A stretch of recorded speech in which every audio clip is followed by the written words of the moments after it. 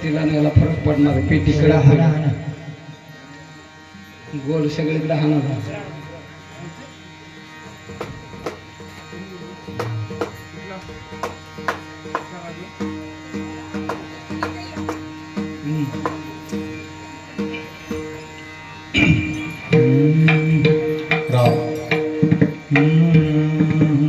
पतिता पतिता पतिता पतिता पतिता पतिता पतिता पतिता पतिता परिमित्रिवाचा पतिता परिमित्रिवाचा पतिता पतिता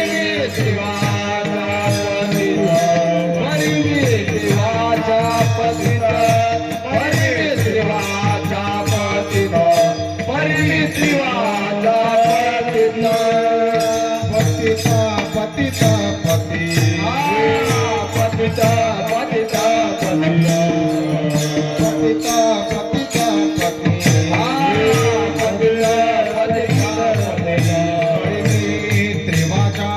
पतिता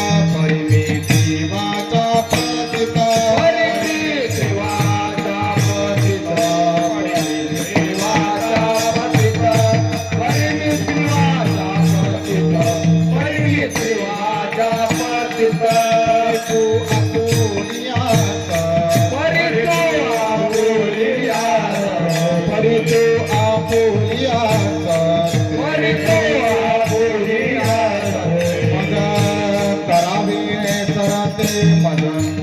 करावे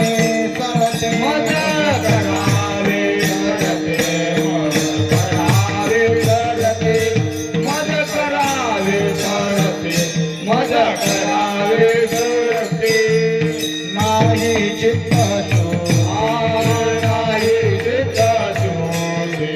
नाही चित्त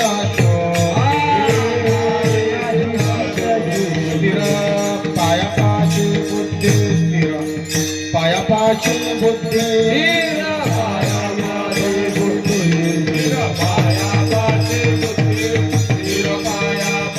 स्थिर पायापाशी बुद्धी अपराधाचा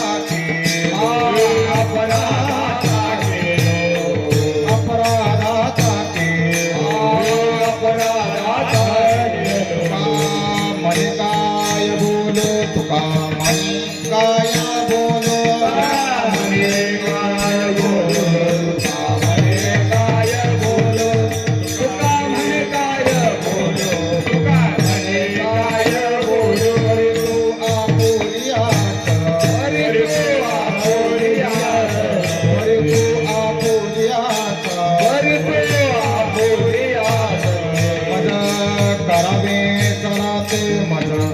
करावे सारते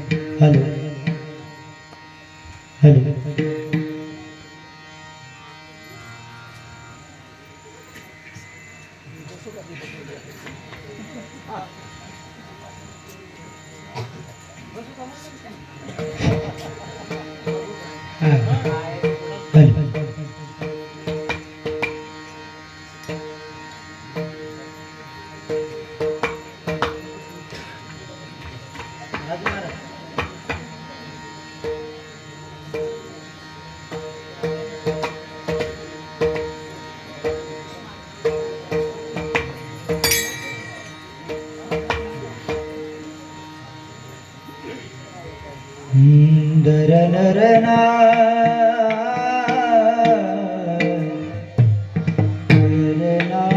धीर ना रे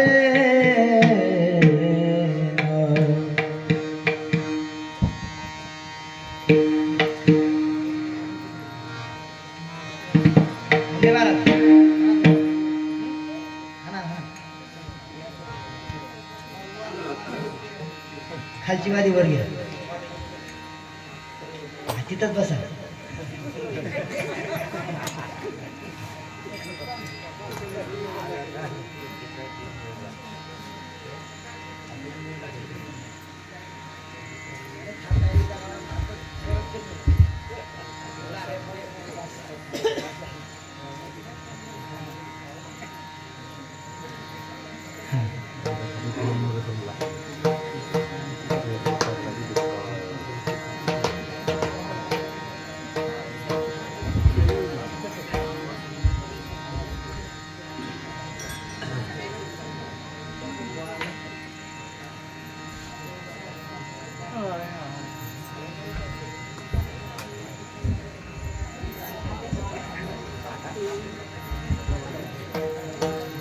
हाना हाना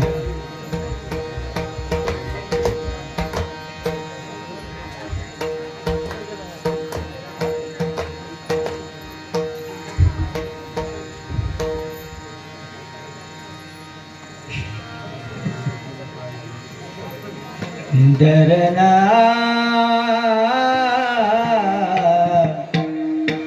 डरना डरना रे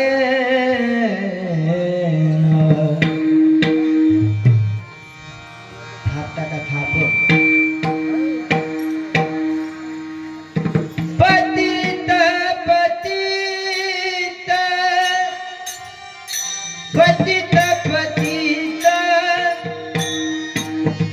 पतित पतित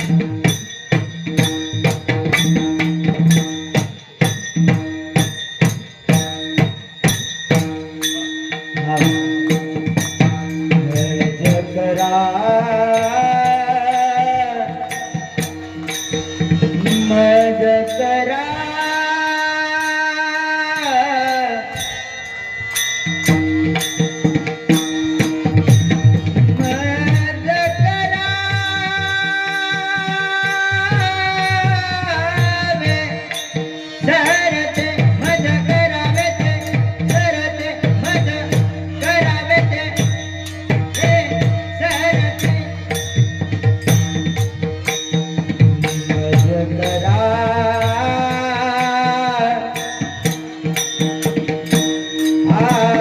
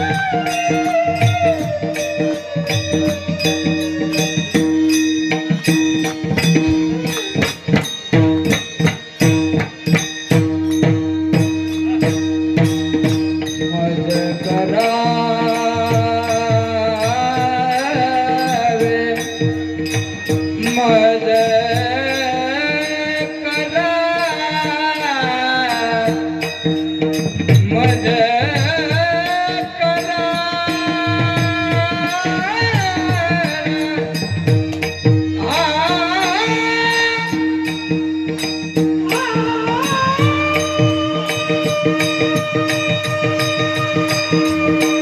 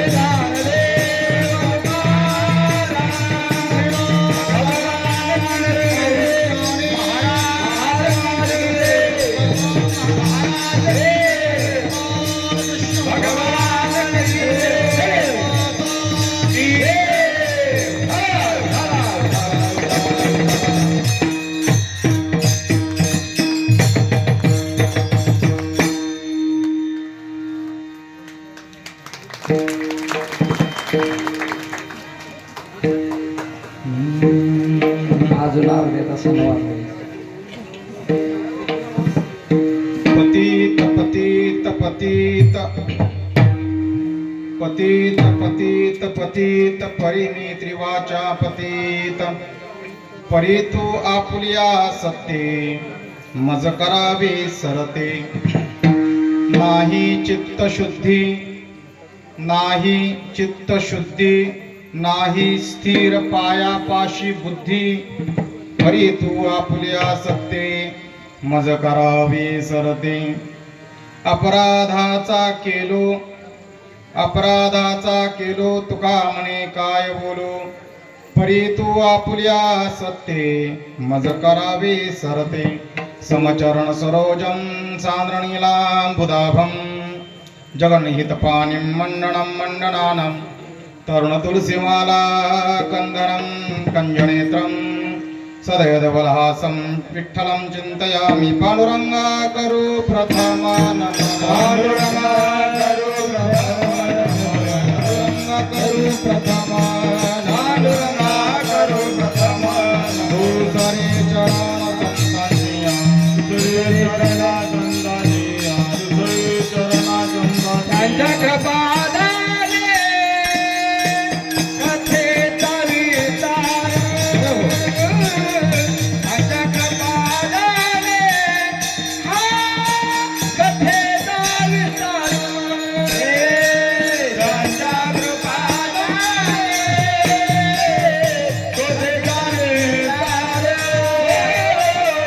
त्यांच्या कृपादाने कथेचा विस्तार बाबाजी सद्गुरु बाबाजी सद्गुरु दाता तुका कथेचा विस्तार त्यांच्या कृपादाने कथेचा विस्तार हे बाबाजी सद्गुरु बाबाजी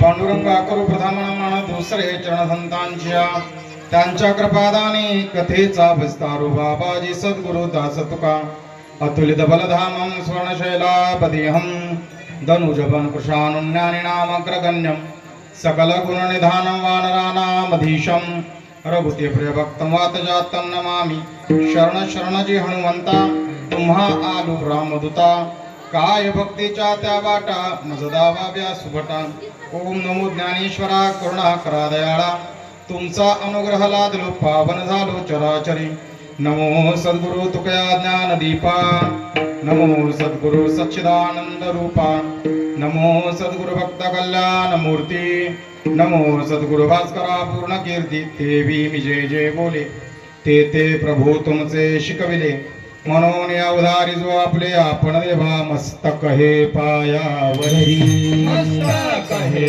पायावरी मस्तक हे पायावरी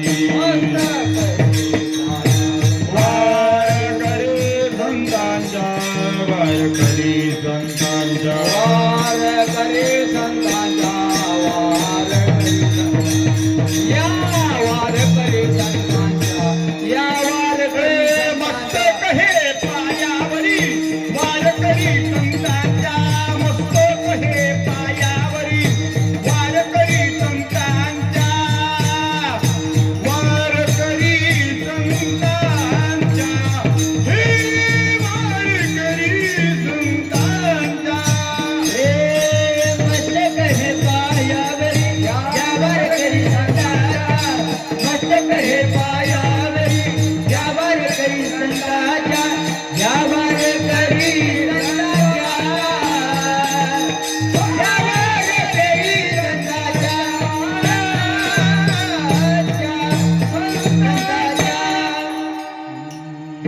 मस्तक हे पायावरी वार करी संतांच्या नमो ब्रह्मण्य देवाय गो ब्राह्मणिताय च जगदीताय कृष्णाय गोविंदाय नमो नमः नमो गोभ्य श्रीमतीभ्य सौरभीभ्य एव च नमो ब्रह्मसुताभ्यश्च पवित्राभ्यो नमो नमः सर्वकामधुदे देवी सर्वतीर्थाभिषेचिनी पावनी सुरविश्रेष्ठे देवी तुभ्यां नमो नमः मंगलकारी माँ हमारी गो माता मंगलकारी माँ हमारी गो माता जय हो माँ हमारी गो माता जय हो माँ हमारी गो माता बोला मंगलकारी माँ हमारी गो माता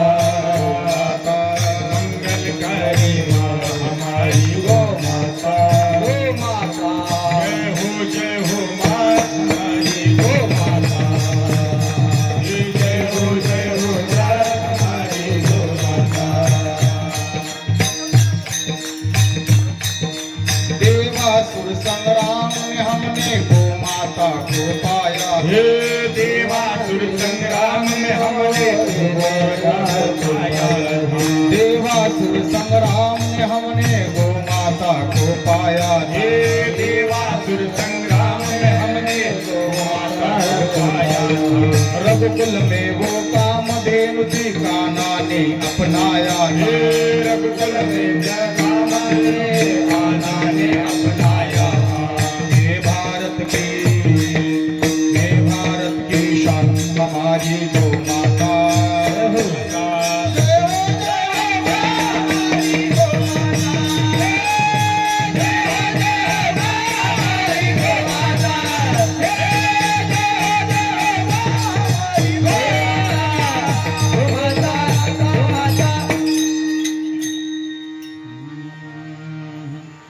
जयाचे जनी जन्मनामार्थ झाला जयानी सदा वासनामात केला जयाचे मुखी सर्वदा नाम कीर्ती नमस्कार त्या ब्रह्मचैतन्य मूर्ती सानंदमानंदवने वसंतम आनंदकंदम हतपापवृंदम वाराणसीनाथमनाथनाथं श्रीविश्वनाथं शरणं प्रपद्ये विठाला विठाला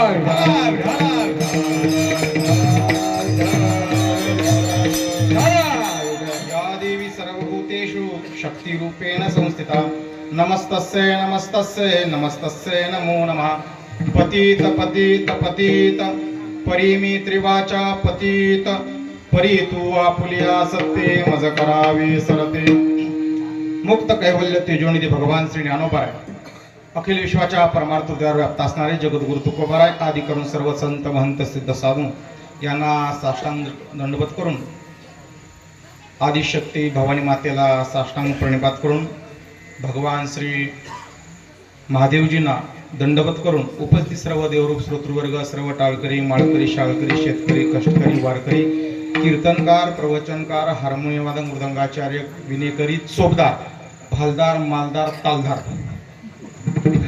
आता कोण राहिलं का कारण मगाशी आमच्या काय महाराजांचं नाव अमित महाराजांनी सांगितलं महाराज कुणाचंही नाव घेऊ नका पण गोमात्रेचं चिंतन मात्र करा आता सगळी जवळजवळ 90% 50% लोक ओळखीचे आहेत एखाद्याचं नाव राहिलं तर घोळणं आता महारुद्र महाराज आमच्या इकडं बऱ्याच वेळा व्यासपीठावर भेटतात आमचे गायनाचार्य भेटतात सगळी लोक भेटतात माझ्याबरोबर आले आमचे आदरणीय परममित्र जीवलग मित्र म्हणायला हरकत नाही लहान भावासारखं प्रेम आहे माझं त्यांच्यावरती संगीत विशारद सचिनजी महाराज आणि ही सर्व मंडळी यांच्या संयोगानं हा चालत असलेला हा पंचदिनी ग्रंथराज ज्ञानेश्वरी पारायण सोहळा आणि त्यातली आजची माझ्या वाटेला आलेली जागराची सेवा आहे आता काय जागराची सेवा म्हणजे देवाला काहीतरी मागितलं पाहिजे आता काहीतरी मागायचं म्हणून अभंग घेतलाय नावापुरता पण चिंतन करायचंय गायचं विठाला विठाला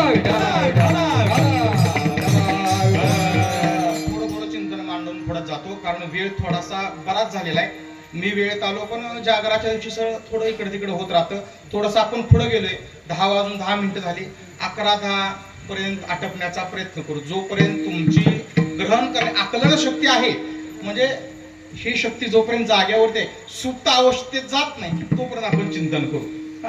तुमची नाही तर आमची व्हायला नको नाही का. कारण कथेची सामुग्री देहावसानावर आहे आणि महाराज देहाचा अवसानात जबरदस्त झाले.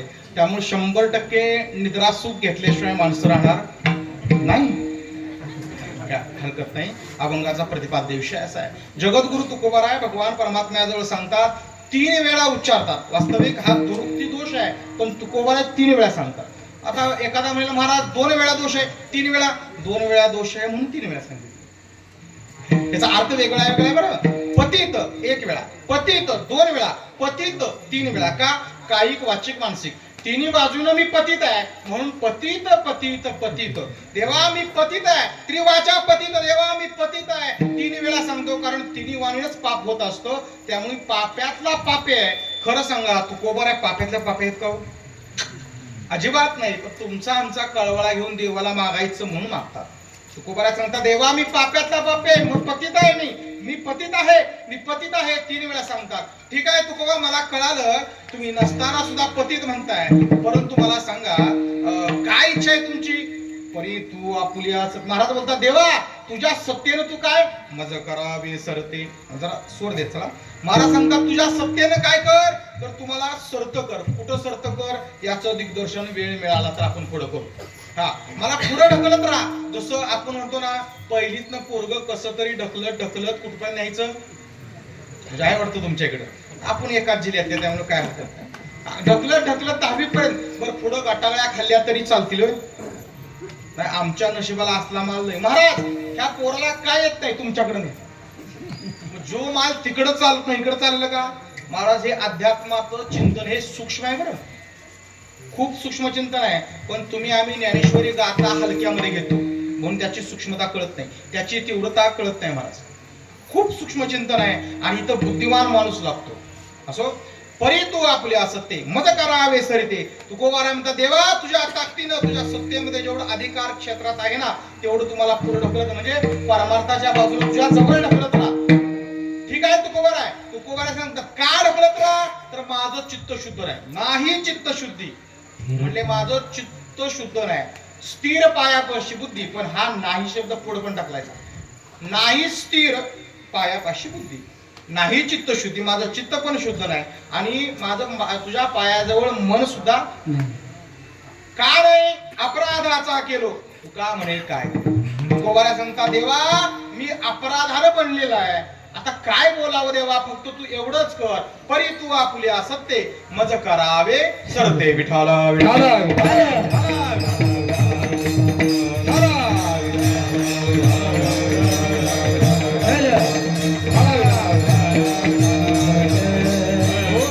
असो.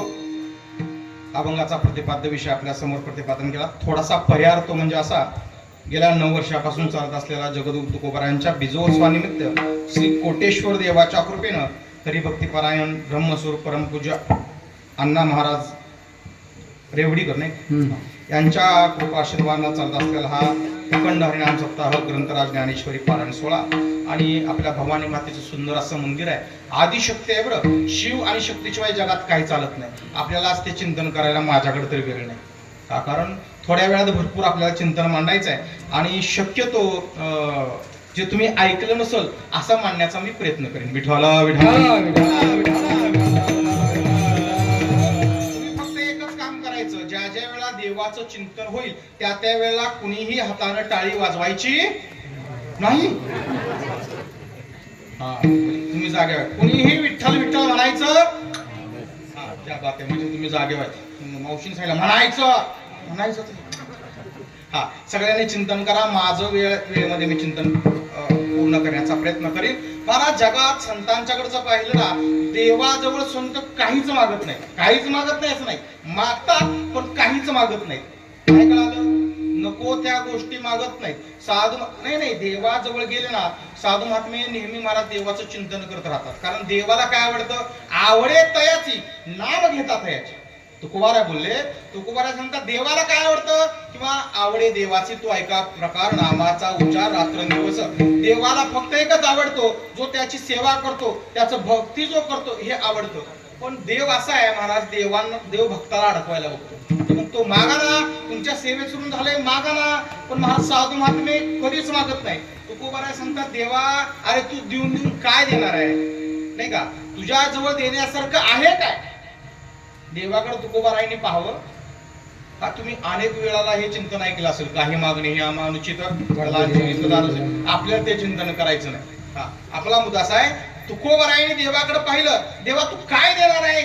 देवा तुकोबारायांना सांगतात देव अरे तुला काय मागायचं ते मागा ना तुकोबाराय. ह्या शरीरात जेवढे माझ्या अंगावरती जेवढे पदार्थ आहेत, जेवढी लेणी आहेत ना, सगळी देतो. तुकोबाराय म्हणले द्यायचं असेल ना तर त्याच्यावरती अगोदर तुझी सत्ता पाहिजे. माझं बोलणं कळतंय का. समजा मी तुमच्याकडे मागायला आलो, तुम्ही तुमच्या मालकीचं द्याल का महाराजांच्या मालकीचं द्याल. नाही जावा पकवायचो हो नाही महाराजांचं आहे, आमचं कुठं काय जाते. तुम्ही कोणाचं देणार, स्वतःच्या मालकीचं. म्हणले देवा तुझ्या जवळ तुझ्या मालकीचं आहे काय. म्हणले अरे मुकुट आहे ना. महाराज बोले देवा मुकुट तुझा नाही, मागू मुकुट तरी तो आणला इंद्राचा. विठाला विठाला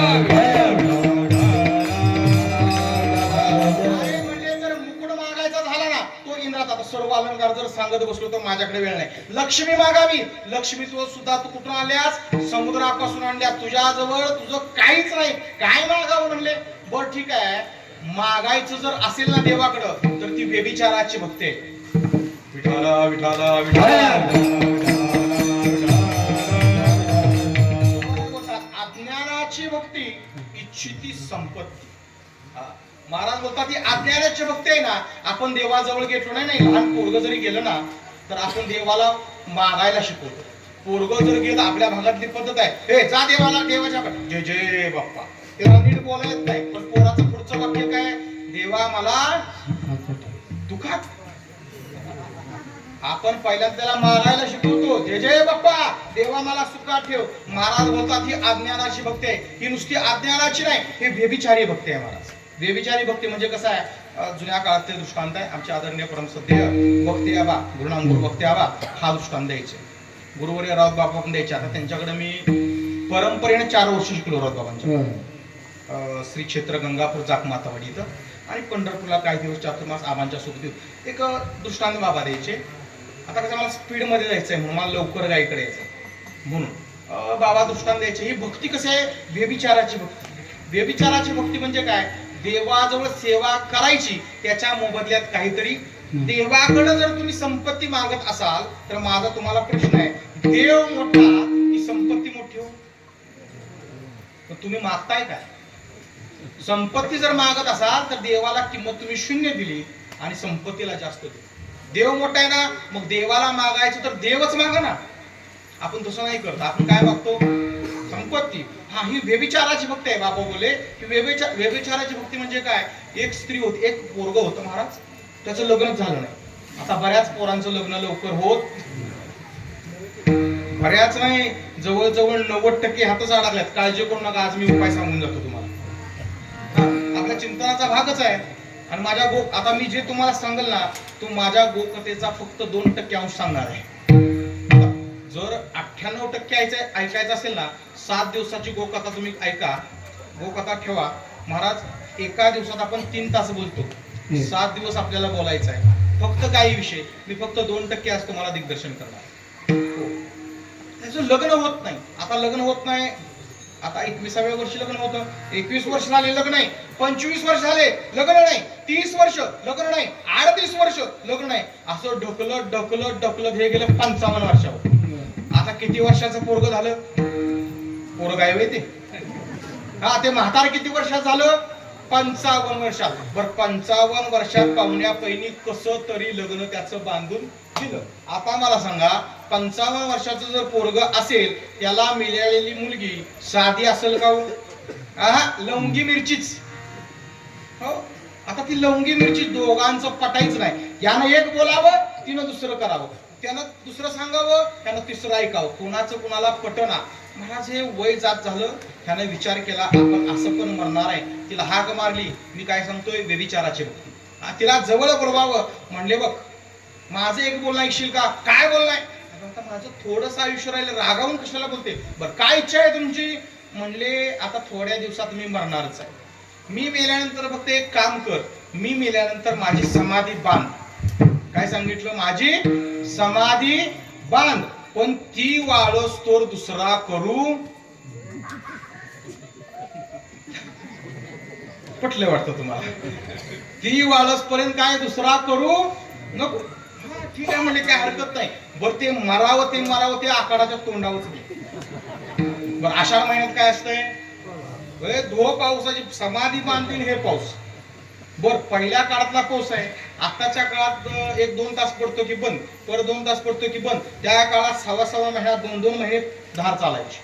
2 महिन्याचा पाऊस पडला आणि थोडा दिवसानंतर पाऊस उतरल्यानंतर ऊन नाही पण आभाळ मात्र होतं. हिनं विचार केला ही कधी समाधी वाळायची आणि कधी मी म्हणले दुसरं लग्न करायची. हिनं सुख घेतलं कशाला? कुणाला? बरोबर आहे. वारा कशासाठी घालत होती? वाळायसाठी. ती वारा घालायला लागली. आमच्यासारखा एक महात्मा निघाला होता, त्यानं पाहिलं, म्हणले काय बाय, म्हणले जिवंत असताना तर पतीची सेवा केलीच असेल, मेल्यावरती सुद्धा पतीची सेवा करते. आणि म्हणले पतीची सेवा करणारी बाई कशी असते? तिची देवावरी सत्ता चालते. तू का म्हणले पतिव्रता तिची देवावरी सत्ता, तिची देवावरी सत्ता, तिची देवावरी सत्ता.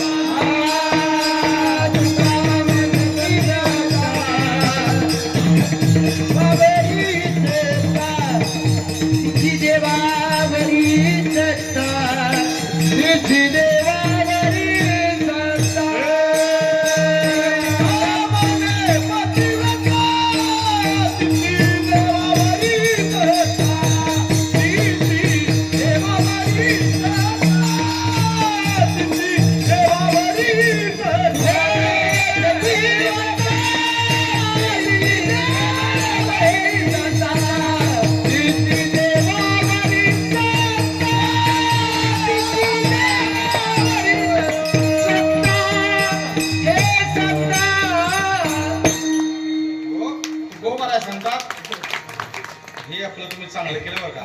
चाल चांगली झाली तर टाळी वाजवायची, चाल बिघडली तर टाळी वाजवायची नाही. म्हणजे त्यांच्या लक्षात येईल आपलं म्हणजे परीक्षा आणि तुम्ही झाला विद्यार्थी.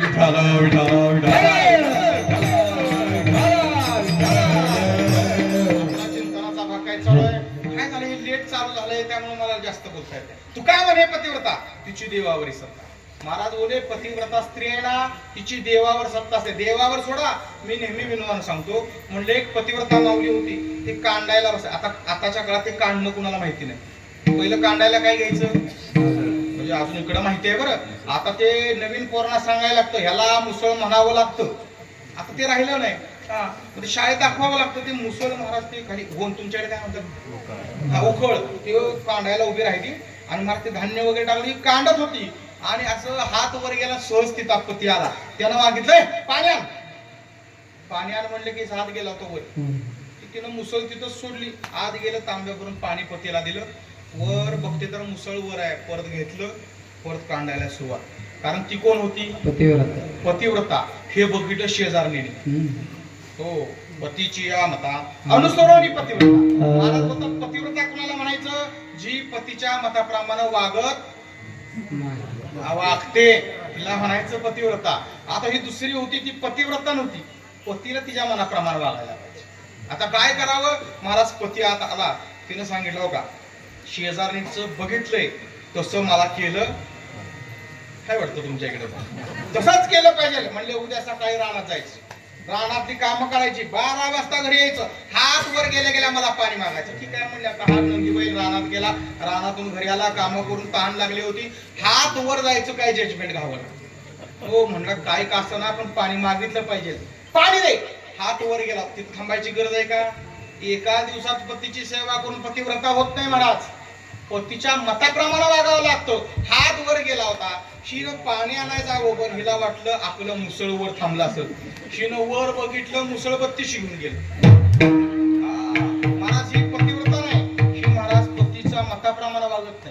तुम्हाला खरं सांगू का, त्या साधूला असं वाटलं ही पतीला वारा घालत्या, महाराज हिचं जर दर्शन घेतलं तर काय होईल. तुम्हाला एक प्रमाण सांगतो. महाराज पतिव्रता माऊलीचं जर दर्शन घेतलं तर काय होतं. विठाला विठाला महाराज बोलतात, धन्य पतिव्रता माऊली, धन्य पतिव्रता माऊली, धन्य पतिव्रता माऊली, धन्य पतिव्रता माऊली. चाले प्रकाराचे बोली, चाले प्रकाराचे बोली, सारे व्रताराच्या बोली, सारे व्रताराच्या बोली. तुझे घडता दर्शन, तुझे घडता दर्शन,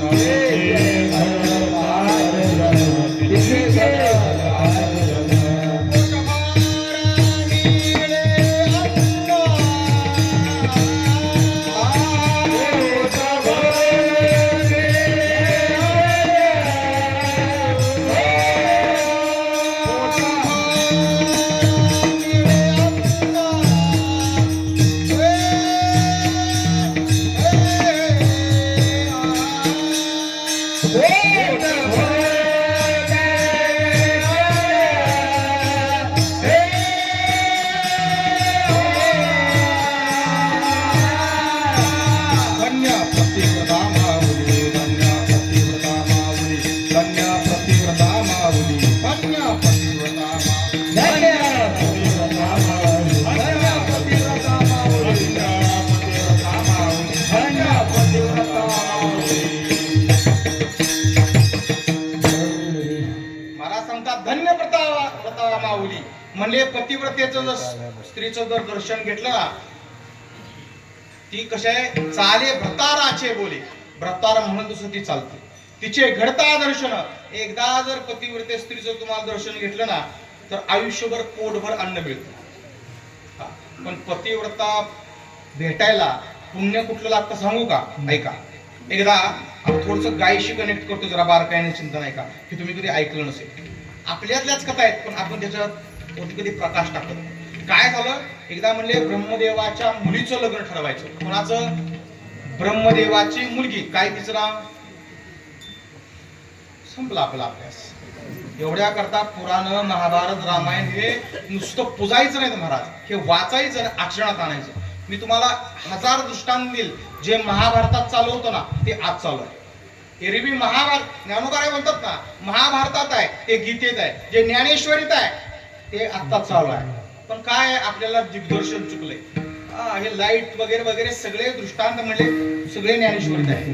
पृथ्वी गोल आहे ज्ञानोबा सांगतात, तरी भूगोलाची पाहिजे. आता सगळ्या गोळ्या सांगायला मला वेळ. भूगोल, भू माने पृथ्वी, गोल आहे ज्ञानोबारांचा दृष्टांत आहे.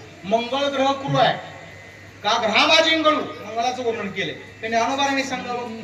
हो, उदका नाही का, उदकाचे न्यायाविषयी लखनकी ज्ञानोबराय बोलतात. म्हणजे सगळं सायन्स तुझं ज्ञान विज्ञानाविषयी वाटून देऊ ज्ञानोबराय बोलतात. फक्त आपण पानं पलटत बसलो पण ग्रंथ नाही कळाला आपल्याला.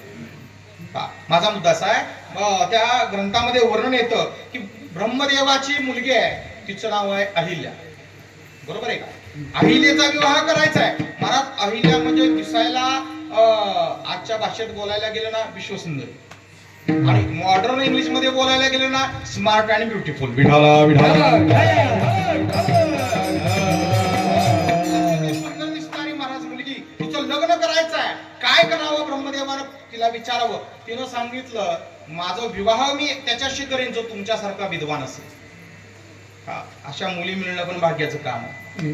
जाऊ द्या, आजचं मला दिग्दर्शनच करायचं नाही. जाऊ द्या, आपला मुद्दा इतका आहे. म्हणजे काय करायचं आहे, विद्वानाशी मला विवाह करायचा आहे. तो विद्वान असावा, सुसंस्कारित असावा, महाराज त्याला शास्त्राचं ज्ञान असावं, अशाशी मला विवाह करायचा आहे. इंद्र पाठीमागे लागला होता. मग काय करावं लागेल तर महाराज एक स्पर्धा ठेवली. काय स्पर्धा ठेवली.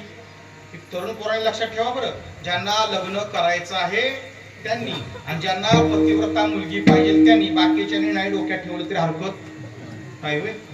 हा, लक्षात ठेवा. काय झालं म्हणले स्पर्धा ठेवली. काय स्पर्धा ठेवली म्हणले, या पृथ्वीला जो पहिली प्रदक्षिणा करून येईल ना महाराज, पहिल्यांदा म्हणले काय करायचं, जो पहिल्यांदा पृथ्वी प्रदक्षिणा करून येईल त्याला म्हणले माझी अहिल्या देणार.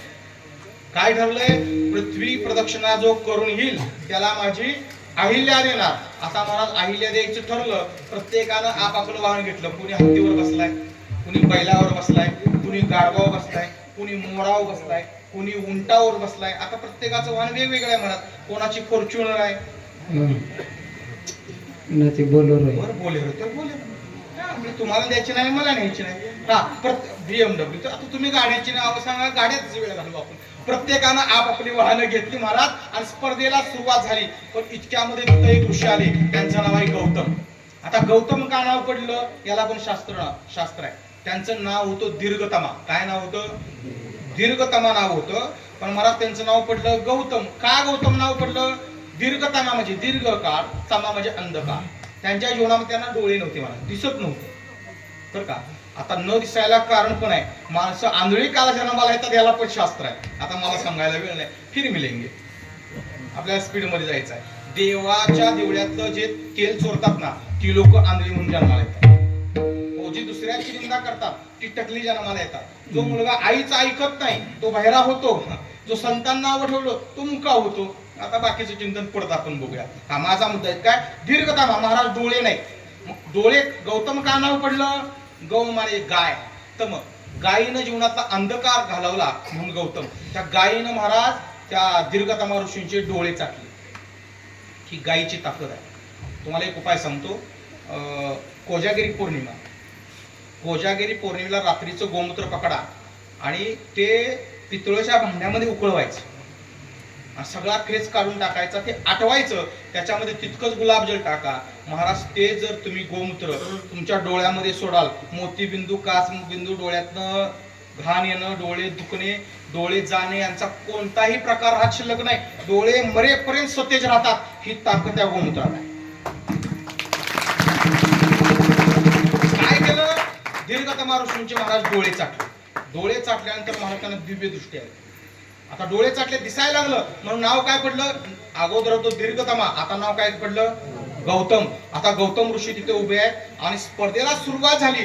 सगळेजण धावायला सुरुवात. का तर जिंकायचं आहे. लग्न कोणाशी होणार आहे? अहिल्याशी लग्न होणार आहे. गौतम ऋषी म्हणले, आता मी चालत चालत कधी प्रदक्षिणा पूर्ण करू? त्याच्यापेक्षा परीक्षेला न बसलेलंच बरं. काय केलं पाहिजे? विचार करत बसले तर ब्रह्मदेवाजवळ एक गाय होती. शास्त्रकार सांगतात, दोन तोंडाच्या गायीला, म्हणजे त्याला द्विमुखी गायला जो प्रदक्षिणा मारतो ना, त्याला पृथ्वी प्रदक्षिणे सहित महाराज 108 तीर्थामध्ये स्नान केलेल्याचं पुण्य मिळतं. पण गाय कशी पाहिजे? द्विमुखी. म्हणजे काय? गाय वेत असेल तर तिचं बछड्याचं तोंड बाहेर आलं की मग महाराज ओल्या पडदीनं, नाहीतर तुम्ही बाहेर आले आणि तशीच महाराज जमत नाही. स्नान करावं लागतं गंगेमध्ये. म्हणजे जी नदी असेल आपल्याकडे तिथं स्नान. घरचं स्नान चालत नाही बरं. नाहीतर तुम्ही लगेच शॉर्टकट मारा, तसं नाही. गंगेमध्ये स्नान करायचं आणि प्रदक्षिणा मारायची. हे पाहिलं, गाय वेळेला झाल्या, लगेच महाराज स्नान केलं गंगेमध्ये. आणि त्याच्या पुढे समजा गंगा गायी जवळच आहे. गोमूत्रे संस्थिता गंगा गोमये कमलालया. शास्त्रकार सांगतात, गायीच्या मूत्रामध्ये गंगेचं वास्तव्य आहे. गंगा काय करते? सर्वांना पवित्र. आता तीर्थयात्रेला आमच्या सचिन महाराजांच्या तुम्ही सगळे गेला असाल. आजाद जे महाराज आहेत, आमचे अमित महाराज आहेत, सगळे जाऊन आला का नाही? आता जे गेले नाहीत त्यांनी काय करायचं? गंगेचं स्नान तुम्हाला घरात मिळेल. तुमच्या आंघोळीच्या बादलीमध्ये 5 थेंब गोमूत्र टाका, झालं गंगेचं स्नान. याचा अर्थ तीर्थयात्रेला जाऊ नका असं लावू नका बरोबर. हो, नाही तर सचिन महाराज म्हणतील, आला का बाबा आमच्याकडे? तीर्थयात्रेला गेलंच पाहिजे. नाही तीर्थयात्रेला गेलं तर देव परत पाय देत नाही. ते परत आपण बोलू. माझा मुद्दा आहे काय? महाराज काय झालं? महाराज त्यांनी काय केलं? गायीला प्रदक्षिणा मारली, जी 2 तोंडाची गाय होती, आणि सांगितलं, मी पृथ्वी प्रदक्षिणा मारलेली आहे, मला तुमची पत्नी मुलगी द्या. अहिल्याचा विवाह कोणाशी झाला? मग असा मुद्दा आहे, ज्याला पतिव्रता स्त्री पाहिजे ना, त्यानं काय करायचं? 2 तोंडाच्या गायीला प्रदक्षिणा मारा, त्या मुलाचा विवाहही होणार आणि अशी सुंदर मुलगी मिळणार आणि वर्ण पतिव्रता मुलगी भेटणार. मग ज्यांचं झालं नाही त्यांना करायला काय हरकत नाही. आपल्या मुद्द्याकडे या. तो काय करत होता? पोट बरं मिळे अन्न, इथून आपण बाजूला झालंय. त्या समाधीला वारा घालत होता. वारा घालत होती. साधून गेला.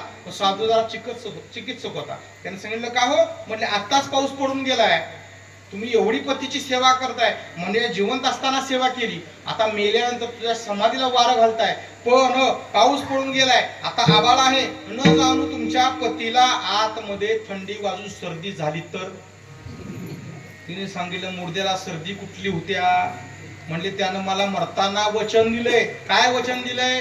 समाधी वाढत नाही तर दुसरा करू नको म्हणून मी वारा घालते. माझा मुद्दा इतका आहे, देवाकडे संपत्ती मागणं याचा अर्थ व्यभिचाराची भक्ती आहे. विठाला विठाला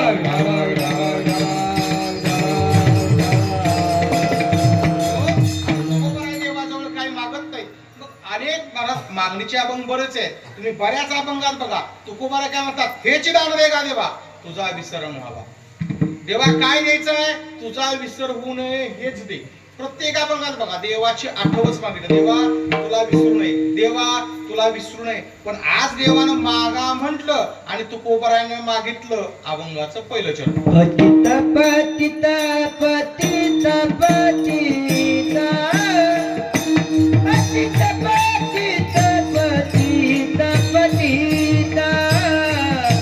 पतित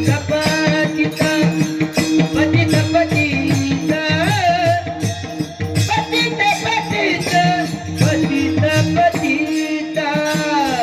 पतित पतित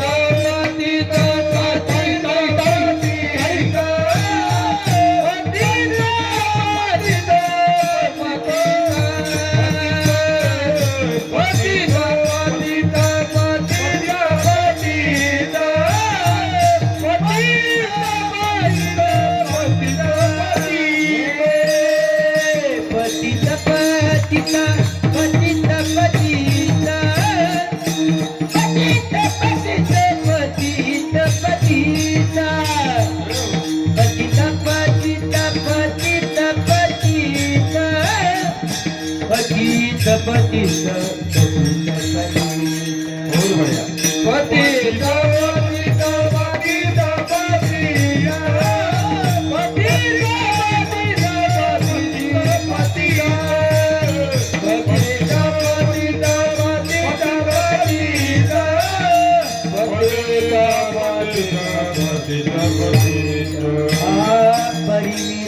परिमितीवांचा पतित परिमितीवांचा पतित परिमितीवांचा पतित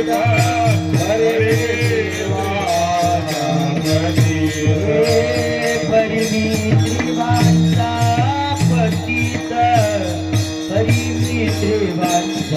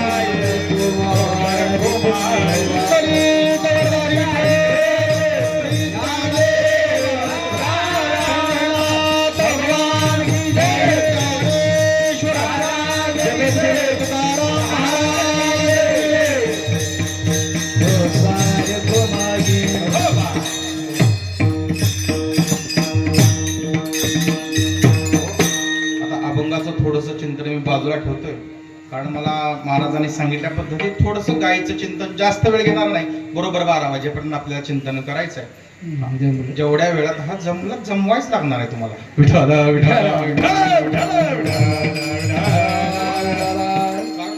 भजनानं आमच्या असं वाटेल महाराजाला काय कीर्तन करून जायचंय. सगळ्या भूमिका पार केलेल्या बुवा इथे. हो, इथून इथं आलोय, तिथून इथं आलोय, त्यामुळे मला सगळं माहिती आहे कुठं काय करायचंय, बुवाला कुठं उचलायचं आणि कुठं पाडायचं हे सुद्धा आम्हाला चाललं नाही.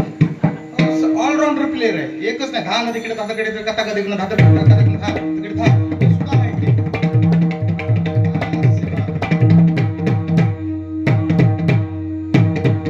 मला फक्त बोलायचं, वाजवायचं नाही. सगळ्या गोष्टीचं थोडं थोडं ज्ञान आहे, पण परिपूर्ण ज्ञान आपलं गायीकडे निघालोय. आता माझे थोडे थोडे प्रश्न आहेत, पटापटा उत्तर द्या, काळजी करू नका. 11:15 पुढे 1 मिनिट जात नाही. कारण आपला नियम आहे, कधीही चालू होऊ द्या, मी 11च्या पुढे जात नाही. 10ला सुरुवात केली तर मी काय करू? बरं, मी कितीही बोललो आणि 12 वाजेपर्यंत बोललो तरी तुम्ही ओव्हर टाइम केला म्हणून मला काय जास्त दक्षिणा देणार नाही, मग बोलूच कशाला? हा, चला पटापटा उत्तर द्या. आपल्या या गावाचं नाव काय? हा, लिंग पावडी, आवळी, आवळी माता. हा, ज्या गावामध्ये ज्यांच्याकडे देशी गाय आहे त्याने हात वर करा बरं. अभिमानाची गोष्ट आहे राव, भरपूर लोकांच्याकडे गाय. टाळ्या वाजवा स्वतःच. प्रत्येकाकडे जवळजवळ, नाही तर काही गावात आम्हाला असं बघायला भेटतं महाराज, फक्त निवदापुरत्याच गाय. हो, ती निवदाला पण गाय सापडत नाही. हा, बोलू नका पाटील, निवदाला सुद्धा गाय सापडत नाही. कावळा शिवत नाही म्हणून एक तरी ठेवा. बरं, ती जर्शी चालत नाही बरं. हा, कारण जर्शी इतकं बेकार बियाणं आहे महाराज, ते इतकं बेकार आहे.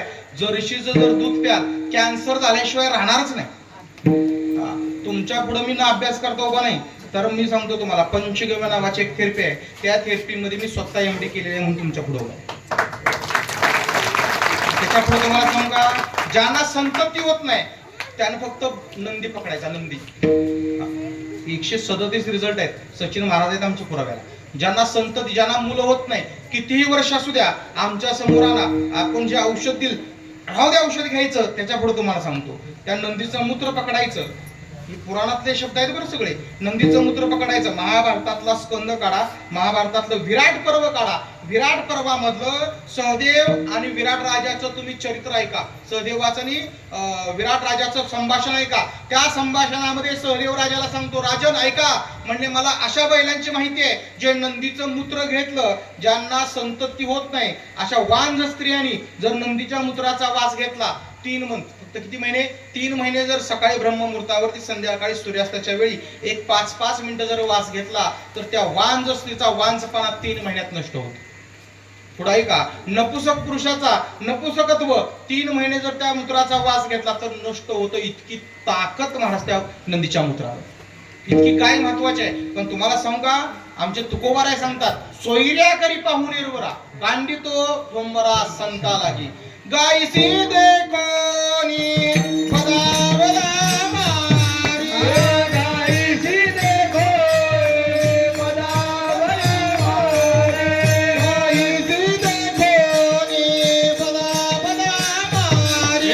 गायसी देखो पदावला मारी. घोड्याची सवारी, घोड्याची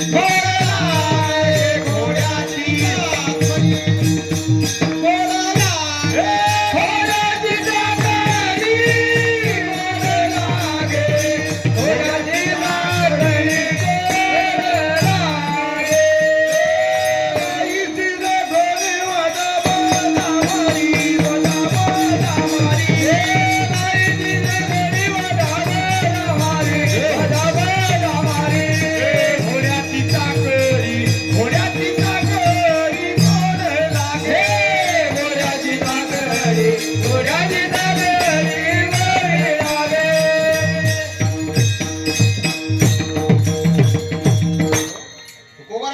गायीची देखोनी बदा बदा मारी. पण आमची लोक अशी आहेत, गायीला पाहिलं ना मारायला सुरुवात करतात. काही लोक त्याच्या पुढे सांगा, गायी दूध देत नाही म्हणून गायी कत्तलखान्यात घालवतात. काही लोक असे आहेत, गायी भाकड झाली तिला काय करावं, इंजेक्शन देऊन मारतात. काही लोक असे आहेत, गायी महाराज आता काही उपयोगाची राहिली नाही, तर महाराज घन घ्यायचा आणि गाईच्या डोक्यावरती मारायचा आणि गायला संपवायचं. का? महाराज गाई कामाची काहीच कामाची नाही. एक लक्षात ठेवा, गाई दूध देत नाही म्हणून मारू नका. गाई मरेपर्यंत गोमूत्र आणि शेण देते.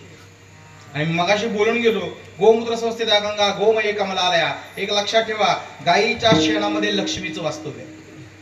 आज आपल्या घरात लक्ष्मी येते, ती खरी लक्ष्मी आहे का अलक्ष्मी आहे? हो, खरी खरी लक्ष्मी असते तर घराघरात भांडणं झाली नसती. प्रत्येकाच्या घरात वाद आहेत. का? गायीपासून. मी सांगत नाही, राष्ट्रसंत तुकडोजी बाबा सांगतात, गोपालकांचा देश भारत, आवाज आहे गायी गुरे पूजित, पण गायीच्या झाल्या खात लक्षच नाही त्याकडे. एक 56 ओव्या खर्च केल्यात गायीसाठी. तुकडोजी बाबा सांगतात, हा भारत देश गोपालकांचा होता, पण महाराज इथं काय झालं, गायीचे झाल्या खात लक्ष. गायी घरातून संपल्या, आपल्या घरात लक्ष्मी येते, पण लक्ष्मीचं वाहन काय माहितीये का? नाही. संध्याकाळी ज्या पक्षाचं नाव घेत नाही त्याचं नाव काय? घुबड. हे लक्ष्मीचं. त्याला हिंदीमध्ये काय म्हणतात? उल्लू.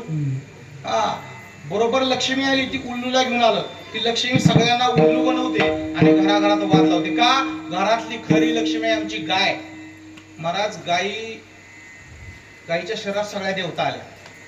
टाइम झाला की महाराज खुमा बरं, माझा असाही मारुती शेपटीगत लांबत राहणार. तुम्ही वेळ झाला की महाराज बंद करा लगेच आपलं. कारण मी ठरवलंय मरताना पण असंच मारायचं. कोणी म्हणलं नाही पाहिजे, पोरग उद्या म्हणलं महाराज ए बुवा किती दिवस राहतो, लगेच आवरायचं आणि आपलं तद्धा म्हणून तसं आपलं कीर्तनच आहे. तुम्ही म्हणला थांबा की लगेच थांबलो. आपला मुद्दा असा आहे, ऐका काय झालं महाराज. ते गायी काय करते, ते सगळ्या देवता गायीच्या शरीरात आल्या, सगळ्या देवता. पण थोडस मेकअपला आमच्या माता भगिनींना वेळ लागतो. कोण? 2 देवी राहिल्या, एक आहे गंगा आणि काही लक्ष्मी असेल. आता थोडं नटणं बिटणं त्यांच्याकडे आहे महाराज. आपलं काय, धोतर नेसलं की काम झालं. पण बघा तुम्ही विवाहात सुद्धा नवरा अगोदर येतो का बायको? बायको. तर थोडासा वेळ. आता त्यांच्याकडे शृंगाराचं खातं दिले देवाने. आमच्या गंगेला आणि महाराज आमच्या लक्ष्मीला यायला वेळ झाला आणि सगळ्या देवता गायीच्या शरीरात बसल्या. तुम्ही देव सांगा, मी ठिकाण सांगतो. कुठला देव कुठं आहे? आमच्या हनुमंत आहे गायीच्या शिफ्टीमध्ये. आमचा शेषनाग गायीच्या शिफ्टीमध्ये. एक उपाय, आता तुम्ही वही पेन आणला नसेल पण लक्षात ठेवा, एक उपाय सांगून जातो. ज्याच्यावरती कर्ज आहे, कर्ज ज्याच्यावरती जे फिटत नाही, बरेच वर्षाला प्रयत्न करतोय पण महाराज त्याचं व्याज जातंय पण मुद्दल काय जाईना, अशा माणसांनी काय करायचं? गायीचं एक पात्र भरून, एक तांब्या भरून, तुमच्याकडे गडवा म्हणतात नाही का, गडवा भरून महाराज पाणी घ्यायचं, त्याच्यामध्ये 21 थेंब गायीचं गोमूत्र टाकायचं आणि तो महादेवाचं मंदिर आहे, महादेवाच्या वरती त्या गोमूत्राचा अभिषेक करायचा. नंतर दुसरा तांब्या घ्यायचा, तो गायीच्या पायावरती वतायचा. का? गायीच्या पायामध्ये नागदेवता आहे. हा, गायीच्या पायामध्ये अष्टनागदेवता आहेत, 8 प्रकारचे नाग गायीच्या पायात आहे. आणि गायीच्या शेपटीमध्ये वासुकी नावाचा नाग आहे.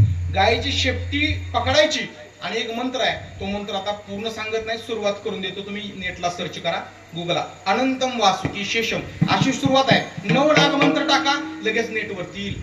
हा, तो 9 नागाचा एक मंत्र म्हणायचा. ही उपासना तुम्ही चालू करा, 6 महिन्यामध्ये कर्ज फिटायला सुरुवात होते. इतकी ताकद गायीच्या शेपटीमध्ये आहे. मी 3 देवता सांगितल्या. आता इथं असणारा तुमचा भगवान शिव गायीच्या महाराज शिंगामध्ये आहे. गायीच्या डोळ्यामध्ये चंद्र आणि सूर्य आहेत. गायीच्या वशिंडामध्ये सूर्यकेतू नावाची नाडी आहे. हा, मनुष्य जर डिप्रेशन मध्ये जात असेल, जर मेंटलच्या अगोदरची स्थिती आहे, तर काय करायचं? तुम्हाला माइंड पॉवर वाढवायची आहे, मनोबल वाढवायचं आहे, आपली ताकद वाढवायची आहे. काय करायचं? गायीच्या डोळ्यामध्ये पाहायचं, ओम ह्रीम सूर्याय नमः, ओम ह्रीम सूर्याय नमः, ओम ह्रीम सूर्याय नमः नावाचा मंत्र म्हणा. महाराज तुमची माइंड पॉवर वाढते, डोळ्याची ताकद पॉवर वाढते. तुम्ही बस म्हणाल तिथं लोक बसली पाहिजे. ही ताकद गायीच्या डोळ्यामध्ये. त्या दोघींना वेळ झाला, आता सगळे देव आत बसले. आता या दोघींना जागा नाही. गायीला विचारलं, आई आम्हाला जागा द्या ना. कोण म्हणतोय? लक्ष्मी आणि गंगा म्हणत्या आम्हाला जागा द्या ना. गायीने सांगाव्या, सगळं भरलंय हो, 2च ठिकाणं शिल्लक आहेत, एक आहे माझं मूत्र आणि एक आहे माझं शेण. मग महाराज या दोघींनी विचार केला नाही, गंगेनं गोमूत्रामध्ये वास्तव्य केलं नाही का. आजही आपण घरामध्ये जर दुःखद प्रसंग झाला किंवा सुखाचाही, दोन शौच आहेत, जनन शौच आणि मरण शौच. म्हणजे उत्पत्तीचं पण शौच पाळतो आपण आणि मरणाचं पण शौच पाळतो. ते जर तुम्हाला फेडायचं असेल, आपण काय करतो? घरात गोमूत्र टाकतो. का? शुद्धीकरण होतं. मग महाराज गोमूत्रामध्ये गंगा गेली आणि गायीच्या शेणाला काय म्हणतात? गोबर. गोबर. गोबर गायीनं दिलेलं वरदान आहे. गायीचं शेण वरच्यावरती पकडा. उपाय नंबर 2, गायीचं शेण वरच्यावरती पकडा. आणि महाराज जर तुम्हाला संपत्ती पाहिजे असेल तर शेण घ्यायचं, एक तांब्यावर पाणी घ्यायचं आणि बेलाच्या झाडाला व्हायचं, 7 प्रदक्षिणा मारायचा. ओम महालक्ष्मीचे विद्महे विष्णुपत्नीचे धीमहि तन्नो लक्ष्मी प्रचोदयात् असं म्हणून बेलाच्या झाडाला 7 प्रदक्षिणा मारा. महाराज वर्षामध्ये मालामाल व्हाल. विठाला विठाला विठाला विठाला. अजून भरपूर चिंतन आहे महाराज. गोबर. गोबर एक लक्षात ठेवा. आपल्या संतांची नावं देवाने एक पर्वत उचलला. उद्या कीर्तनात तुम्ही ऐकाल किंवा आता महाराजांच्या बरोबर तुम्ही गेलाय, बरोबर आहे की नाही? आम्ही तर महाराज, सचिन महाराज, आमचे आदरणीय परमश्रद्धेय आझादजी महाराज यांच्याबरोबर तुम्ही जाता यात्रेला. तिथे एक पर्वत आहे, त्याचं नाव काय आहे? गोवर्धन. म्हणजे काय? तो पर्वत नाही महाराज, देवानं सांगितलं गोवर्धन, गायी वाढवा. आणि आपण आपल्या संतांची नाव बघा. एका संतांचं नाव आहे गोरक्षनाथ. गोरक्षनाथ म्हणजे काय? गायीचं रक्षण करा. महाराज संत कृतीतून सांगतात आणि आपण कृतीतून घालवतो. सांगू का? एकदा अशीच घटना घडली. गायीचे ते कोणी बदा मारी. लोक गायीला मारतात, कत्तलखान्यामध्ये घालवतात, इतके हाल करतात. गायीला पकडलं, गायी वासराला कत्तलखान्यात पाठवलं. का? आता गायी कामाची नाही. महाराज कत्तलखान्यामध्ये एका रूम मध्ये गायीला घालवलं जातं. त्या खोलीमध्ये अंधार असतो आणि गायीचा आणि वासराचा संवाद आहे. बरं, बदशाला में बछड़े काये गौ से बयान है, गौ से बयान है. बदशाला में बछड़े काये गौ से सवाल है, गौ से सवाल है. बदशाला में बछड़े काये गौ से बयान है, गौ से सवाल है. बदशाला में बछड़े काये गौ से सवाल है, गौ से सवाल है. गायी वासरू त्या कत्तलखान्यामध्ये एका गुहेमध्ये म्हणजे एका खोलीमध्ये बंद खोलीमध्ये आहे. मला त्या खोलीमध्ये अंधार आहे. इकडं तिकडचं काहीच दिसत नाही. थोडी इकडं तिकडचं काहीच दिसत नाही.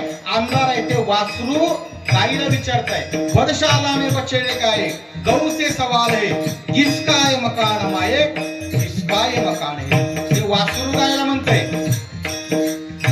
लाया था पकड़ के हमको हरे कपड़े वाला कौन, लाया था पकड़ के हमको हरे कपड़े वाला कौन, इस घर में छोड़ करके लगा गया ताला कौन, इस घर में छोड़ करके लगा गया ताला कौन. वासरू गायला म्हणतंय, आई हे भैया हिरवी कपडे घातलेला माणूस कोण आहे माहिती नाही. ह्या घरामध्ये आणलंय, आम्ही ह्या घरामध्ये सोडले, घराच्या बाहेरून ताला लावलाय, कुलूप लावलंय, बाहेर जाता येत नाही. पण आई ह्या घराची परिस्थिती सांगू का? हे घर कसं आहे? लाया था पकड़ के हमको हरे कपड़े वाला कौन, इस घर में छोड़ करके लगा गया ताला कौन, इस घर में छोड़ के लगा गया ताला कौन. वासरू म्हणते, आई इथली अवस्था कसं आहे? हे घर कसं आहे? मला दुर्गंधी का थार आहे. महाराज ते वासरू सांगते, आई इथं आहे म्हणले काय? मांस मलमूत्र या घरामध्ये, इथं दुर्गंधी आहे. आई सांग ना, आई हे घर कुणाचं आहे? किसका मकान माये, किसका मकान है. ते वासरू विचारतय आणि आईनं उत्तर द्यावं. ती गाई वासराला सांगते, बाळा हे घर कुणाचं आहे? ऐकायचंय का तुला? आई हे घर कुणाचं आहे? माता कहने लगी, बेटा कल मौत मेरी आएगी, कल को प्रात काल तेरी माता मारी जाएगी, कल को प्रात काल तेरी माता मारी जाएगी. मुझको जो मारेगा वो, मुझको जो मारेगा वो वही शैतान है. किसका मकान है, किसका मकान है,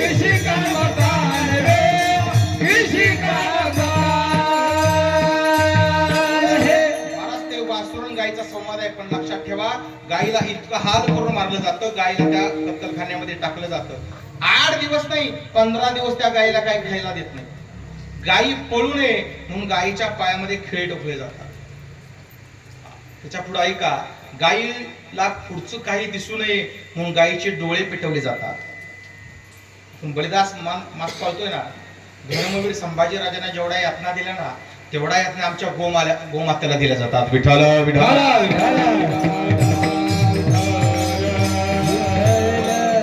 धर्मवीर छत्रपती संभाजी राजांना जसं हाल करून मारलं जातं तसं आज ही गाईला हाल करून मारलं जातं. लक्षात ठेवा. आज कुठंतरी महाराज हे पाप थांबवायचं काम आपल्यासारखी लोक करतात. का हे थांबलं पाहिजे. जोपर्यंत गोहत्या थांबत नाही तोपर्यंत भारत सुखी होऊ शकत नाही. हे भारताला लागलेला कलंक आहे. आणि एक लक्षात ठेवा, मी नेहमी सांगतो, महाराज गाईला भाकरीचा निवद दाखवणारा आणि गाईला भाकरी सोबत खाणारा कधीच भाई भाई होऊ शकत नाही. विठ्ठल विठ्ठल.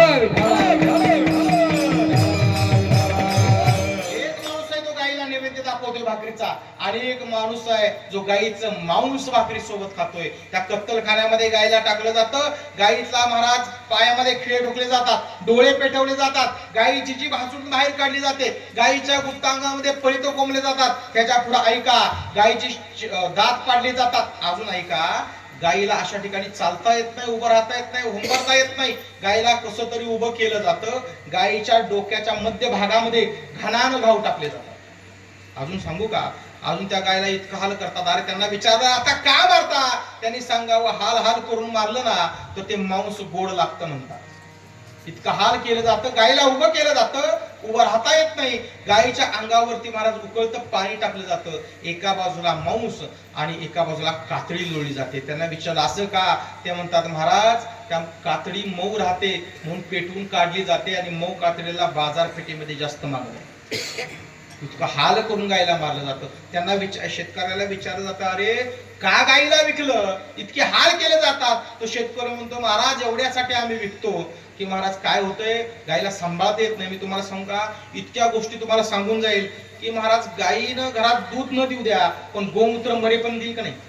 गायीने घरामध्ये गोमूत्र न देऊ द्या, शेण तर देईल का नाही? एक सांगू का, गायी घरामध्ये गोट्यामध्ये बसली ना, नुसतं हुंकारलं, हुंकार मध्ये ओंकार, गायीचा हुंकार हा ओंकारासारखा आहे. गायी करते ना, तो मुसलमानाचा अल्ल शब्द सुद्धा आमच्या गायीच्या ध्वनीतून आलाय. विठ्ठल विठ्ठल. गायीच्या ओंकारातून महाराज ओम नावाचा ध्वनी निघतो. आणि गायी जर सुखानं घरात बसली ना तर घरात तर दुःख दारिद्र्य नष्ट होऊन जातं. तुम्हाला सांगू का, बरोबर 11 वाजले, 10 मिनिटं आहेत माझ्याकडे. अजून ऐका, एक गोष्ट अशी आहे, भगवान श्रीकृष्ण म्हणतात, गोसेवेची अति गोडी तेने माझी झाली कीर्ती चोकडी.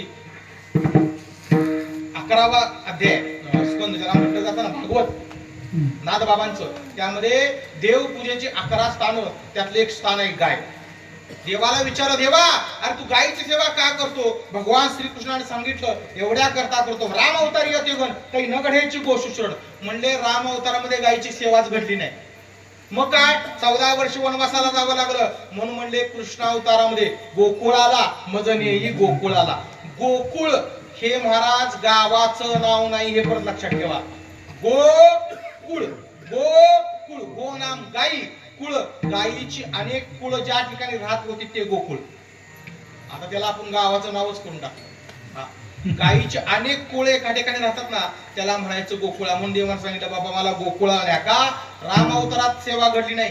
आणखी सांगा, आपण प्रत्येक विधी, मी जन्मापासून ते मरेपर्यंत प्रत्येक विधी आणि प्रत्येक गोष्ट दृष्टांतानं तुम्हाला पटवून देऊ शकतो. इथं गायी किती महत्वाचं आहे. आपण जन्मल्यानंतर एक विधी करतो, त्याचं नाव काय?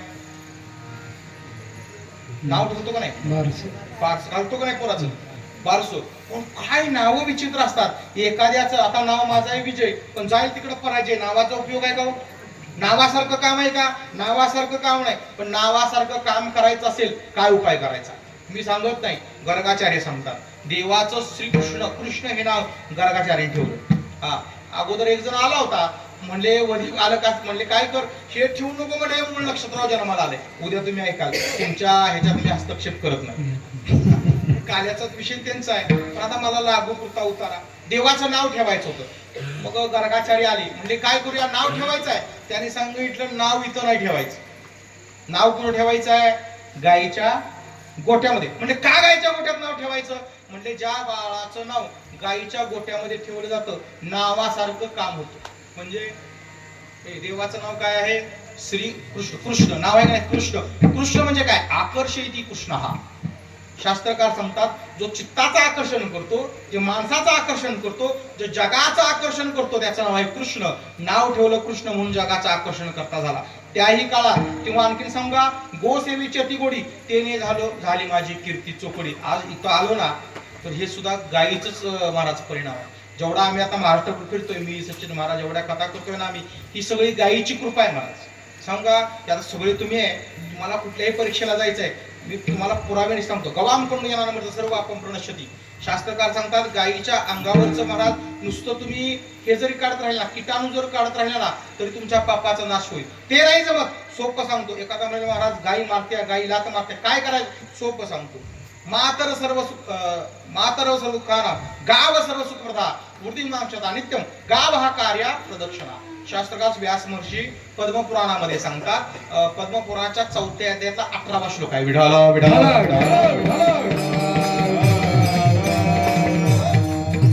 श्लोकामध्ये सांगतात, काय सांगितलं, मातर सर्व भूताना, गाय ही सगळ्या जगाची आहे.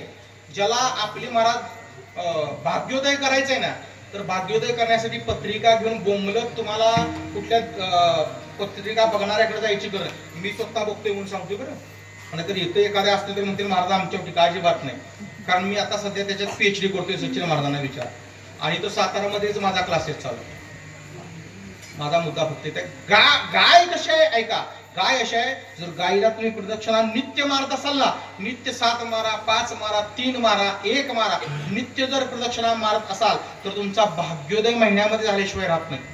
फक्त नित्य प्रदक्षिणा. आणखी पुढे सांगा, हातामध्ये गुळ आणि डाळ घ्यायची.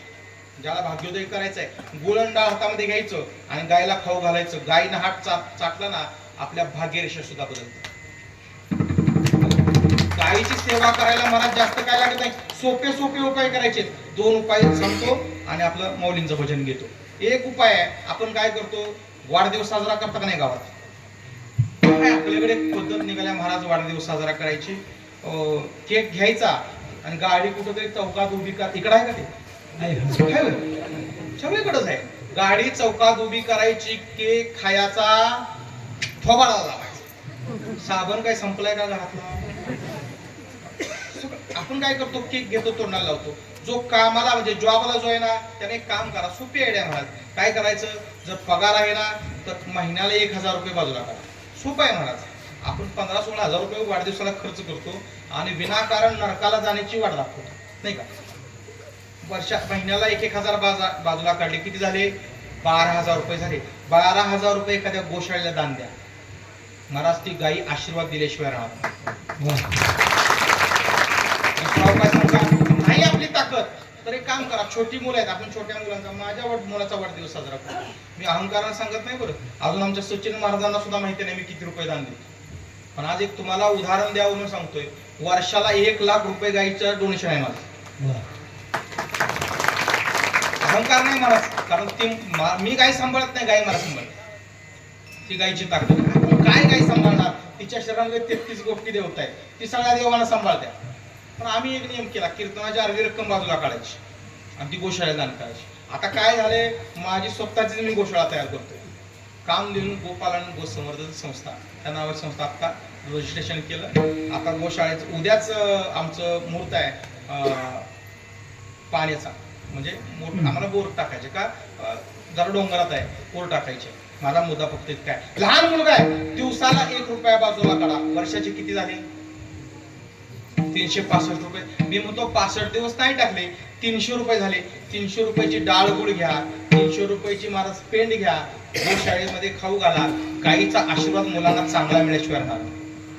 ज्या गायी वनवन भटकतात ना, सोपी सेवा आहे. गायीची सेवा करायला काय लागत नाही, थोडं फक्त डोकं पाहिजे. नाही जमत तर गायीला चारा खाऊ घाला. एखाद्यांच्या पित्राची शांती करायची, 1 मूठ चारा 12 वाजता दुपारी अमावस्येला गायीला खाऊ घाला. महाराज पित्र तृप्त होतात. अजून किती सांगू, आपल्याकडे वेळ बी तेवढा कमी आहे, जेवढं सांगाल महाराज तेवढी कमी होईल. हा. कारण गाय इतकी महत्वाची आहे, ज्याला आता आपण एक परीक्षा किंवा इंटरव्ह्यू अशा मुलांचे असतात, अभ्यास केलाय पण यश मिळत नाही. होते का नाही असं? महाराज सगळी तयारी केली होती, इंटरव्ह्यूला पण गेलो पण पासच झालो नाही. एका मार्कासाठी अर्ध्या मार्कासाठी मागं पडलो. म्हणले काय झालं, भरती होती माझे 100 जणांची, पाहायला होते 1000 जण. त्याच्यापेक्षा असतात. आणि इकडं डोंगरात पळायला लागला की सगळ्यांच्या पुढे जात होतो, पण महाराज काय करू, तिथे यश मिळालं नाही. असं यश मिळत नसेल, मी सांगतो व्यास महर्षींचा एक श्लोक आहे, त्या श्लोकाप्रमाणे तुम्ही चिंतन करा. त्या श्लोकामध्ये सांगतात काय करायचं आहे, गायीचा पाय गोष पदाक्तंदा यो हि तिलकं कृते नर तीर्थस्नातो भवेत सद्यो जयस्तस्य पदे पदे. शास्त्रकार सांगतात गायीच्या पाय जो खोर आहे, सर्व तीर्थांनी तत्पदेशू, मागाशी तुम्हाला बोललो सर्व तीर्थ गायीच्या पायाजवळ आहे. त्या गायीने जिथं पाय ठेवलाय ना ती माती घ्यायची. जो तुम्ही कपालाला तिलक लावता ना, आता हे आम्ही तिलक लावतो, या तिलकामध्ये सुद्धा गायीची माती मिक्स आहे. काय करायचं, महाराज त्याचा तिलक लावायचा. यो हि तिलकम कृते नर तीर्थ स्नातो भवेत तस्य. शास्त्रकार सांगतात त्याच वेळेला तीर्थामध्ये स्नान केल्याचं पुण्य मिळेल. आणखीन काय होईल, जयस्तस्य पदे पदे. ज्या ज्या क्षेत्रामध्ये तो पाय ठेवेल ना त्या त्या क्षेत्रामध्ये विजय मिळेलच. ज्ञानेश्वर माऊली. ज्ञानराज माऊली. माऊली ज्ञानेश्वर ज्ञानेश्वर माऊली. ज्ञानराज माऊली. माऊली ज्ञानेश्वर अजून 2 गोष्टी सांगतो आणि लगेच तुकोबारायांचं पुढे सोपं आहे. आता हे मला त्यांनी सांगितलं आणि ते महाराजांनी अभंग नाही सांगितलं तरी हरकत नाही, म्हणून आपलं गायीचं चिंतन सांगायचं. का गाय कळली पाहिजे मला. गाय जर वाचली ना तर देश वाचेल. गाय वाचले तर तुम्हाला एक लक्षात ठेवा, ज्याच्या घरात गाय आहे त्याच्या घरात विठ्ठलाचे पाय आहे. एक वेळ तुमचा हा देव आहे ना, शास्त्रकार सांगतात देऊळ नसेल तरी चालेल पण गायी मात्र राहिली पाहिजे. कारण देवळातलं देवळत्व गायी वाचत. एक लक्षात ठेवा, त्या भवानीच्या मंदिरात त्या हरामखोर अफजल खानानं गायी कापली, म्हणून शिवाजी महाराजांनी ठरवलं याला कापायचाच, कोतलाच बाहेर काढायचा, म्हणून कोतला बाहेर काढला. तुळजाभवानी माहिती आहे ना इतिहास. त्यांनी चिकडनं चालवतं, तिकडनंच येत होतं. येता येता गायीला कापली, तळपायाच्या मस्तकाला गेली. कारण शिवरायांचं एक नाव आहे गो ब्राह्मण प्रतिपालक, आहे का नाही. गो म्हणजे गायी, आणि आमचा भगवान परमात्मा सुद्धा गाय रक्षणासाठीच आला. गाय इतकी महत्वाची आहे. मी म्हणतो ठीक आहे अध्यात्माचे चिंतन बाजूला मरू द्या, पण वैज्ञानिक दृष्ट्या तरी गायला मारा ना. सायन्स दृष्ट्या तरी गायला मारा ना. सायन्स सांगते, मगाशी सांगितलं तुम्हाला. आता ज्येष्ठ महिना येईल बघा, रामनवमी कुठल्या महिन्यात आहे, चैत्र ज्येष्ठ परत येतोय ना पुढं. ज्येष्ठ महिना रामनवमी झाली की येतोच परत. मला त्या ज्येष्ठ महिन्यामधलं गोमूत्र पकडायचं ब्रह्ममुहूर्तावरती सकाळचं. ते मूत्र काय काम करतं, ते कान. आता ते सचिन महाराज म्हणले आता घेऊन, आता मी तर आणलं नाही, एकच प्रोडक्ट आहे आमच्याकडं. दंतमंजन, परत डोळ्याचा ड्रॉप, कानाचा ड्रॉप. सर्दीसाठी गाईचं तूप नाकामध्ये सोडा, महाराज कसली सर्दी असतो निघून जातो. हा, त्याच्या पुढं जो गाईचं तूप नाकात सोडत असेल ना, सायनस, मायग्रेन, सगळ्या गोष्टी, अनिद्रा म्हणजे निद्रा, झोप लागत नाही, पॅरल्यासारखा आजार, हे जर गाईचं तूप नाकात सोडत असेल ते तू लांब राहतं. इतकी ताकद आहे ज्येष्ठ महिन्यातलं गोमूत्र. इतकं महत्वाचं आहे ज्येष्ठ महिन्यातलं गोमूत्र. एकादश आणि अमावस्या सोडून पकडायचं. अमावस्या, पौर्णिमा, एकादश सोडून पकडायचं. ते पकडल्यानंतर एक काचेच्या भरणीत ठेवा. ज्या ज्या वेळेला कान दुखेल ना, एक थेंब फक्त कानात सोडा, कान दुखेल लगेच गाईल. किती ताकद आहे गोमूत्रामध्ये. अजून सांगू का, चैत्र महिन्यात, आता आमचं चैत्र महिन्यात चालू झालंय की आमचं गाईचं शेणानं स्नान असतं. घरी असलो की गाईचं शेण घ्यायचं, अंगाला सगळ्या लावायचं, एक 10 मिनिट ते सुकून द्यायचं दुपारच्या वेळेला, थंड पाण्याने स्नान करायचं. काय होतं, ज्येष्ठ महिन्यात जर चैत्र महिन्यामध्ये 1 महिना जर गाईच्या शेणानं स्नान करत असाल, त्याचा परिणाम काय होतो तर महाराज त्याला वर्षभर पॅरलेस होत नाही. त्याला पॅरलेस झालाय म्हणजे काय, मराठीमध्ये अर्धांगवायू, अर्ध्या शरीरातून वायू निघून गेलाय. गाईच्या शेणामध्ये 70% ऑक्सिजन आहे. अजून सांगू, तुम्हाला जमत नाही शेण लावून आंघोळ करायला, तर गाईचं शेण, आता इथं महादेवाचं देऊळ आहे म्हणून सांगायला लागलं बरं का. तुम्ही शिवलीलामृत वाचा, त्यामध्ये भस्म आख्यान वाचा. आता ओवीचा अर्थ सांगतो, ओवी शोधा. ओवीचा अर्थ असा आहे, गाईचं शेण पकडायचं, देवाला चिता भस्म चालत नाही बरं. हा, आता जे लागतं ना पहिल्या काळात ते भस्मासूर आणून द्यायचं म्हणून ठीक आहे. आपण काय भस्मासूर असे ज्ञानोबाराच्या भाषा आपण काय भस्मासूर आहे का? मग आता जे देवाला भस्म द्यायचं ना ते कुठलं द्यायचंय? गायीचे शेण पकडायचं, ते सुकवायचं, सुकवल्यानंतर ते पेटवायचं, त्याचं भस्म करायचं आणि एक मंत्र आहे महादेवाचा, ओम तत्पुरुषाय विद्महे महादेवाय धीमहि तन्नो रुद्र प्रचोदयात्. ही रुद्र गायत्री आहे. हे मंत्र म्हणायचा आणि महादेवाला ते भस्म अर्पण करायचं आणि मग ते महादेवाला भस्म चालतं. हे तुम्ही आणले ना पांढरा खडू, ते देवाला नाही चालत, ते भस्म लागतं. आणखीन सांगतो, ते भस्म जर पाण्यामध्ये टाकत असाल, एक ग्लास पाण्यामध्ये 1 चमचा भस्म ते टाका आणि जर प्राशन करत असाल तरी सुद्धा तुम्हाला कधी हार्ट अटॅक आणि पॅरालिसिस होणार नाही. तुकाराम तुकाराम तुकाराम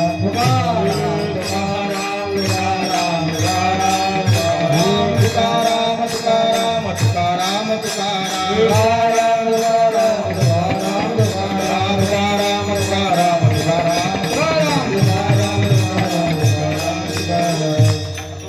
थोडासा कीर्तनाला विलंब लागला म्हणून एक 13 मिनिटं तुमची पुढं जरा जास्त घेतली.